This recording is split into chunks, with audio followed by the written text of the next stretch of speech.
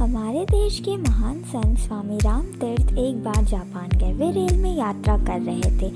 एक दिन ऐसा हुआ कि उन्हें खाने को फल न मिले।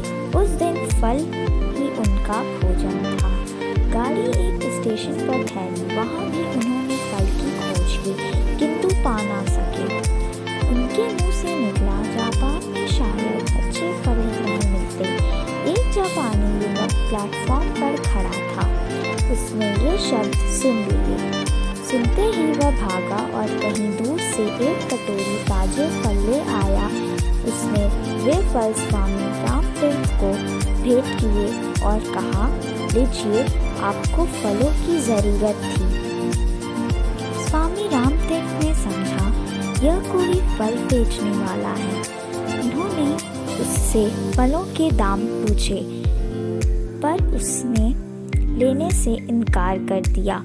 बहुत आग्रह करने पर उसने कहा, आप इसका मूल्य देना ही चाहते हैं तो अपने देश जाकर यह न कहिएगा कि जापान में अच्छे फल नहीं मिलते। स्वामी जी युवक का ये उत्तर सुनकर मुग्ध हो गए। उस युवक ने अपने इस कार्य से अपने देश का गौरव न जाने कितना बढ़ा दिया।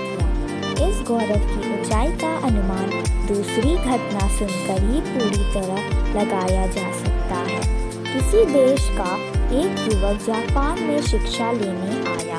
एक दिन वह सरकारी पुस्तकालय में से कोई पुस्तक पढ़ने के लिए लाया।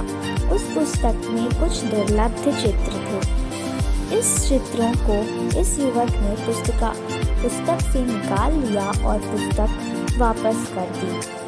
किसी जापानी विद्यार्थी ने उसे देख लिया और पुस्तकालय को इसकी सूचना दे दी। पुलिस ने तलाशी लेकर वह चित्र उस विद्यार्थी के कमरे से बरामद किए और उस विद्यार्थी को जापान से निकाल दिया गया। अपराधी को दंड मिलना ही चाहिए, पर मामला यहीं तक नहीं रुका और उस पुस्तकालय के बाहर बोर्ड पर लिख दिया गया कि इस विद्यार्थी को पुस्तकालय में प्रवेश करना वर्जित है ही, उसके देश के निवासियों का भी प्रवेश वर्जित है। जहां एक युवक ने अपने काम से अपने देश का सिर ऊंचा किया था, वहीं दूसरे युवक ने अपने काम से अपने देश के मस्तक पर कलंक का ऐसा टीका लगाया जो न जाने कितने वर्षों तक संसार की आंखों में लांछित करता रहा। हम ये समझ लें कि हमारी हीनता और श्रेष्ठता का संबंध देश की हीनता और श्रेष्ठता से जुड़ा हुआ है।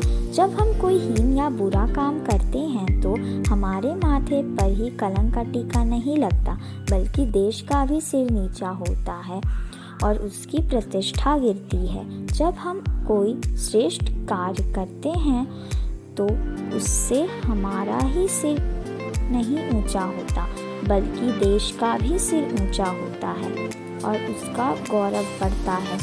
इसलिए हमें कोई ऐसा कार्य नहीं करना चाहिए जिससे देश की प्रतिष्ठा पर आँच आए।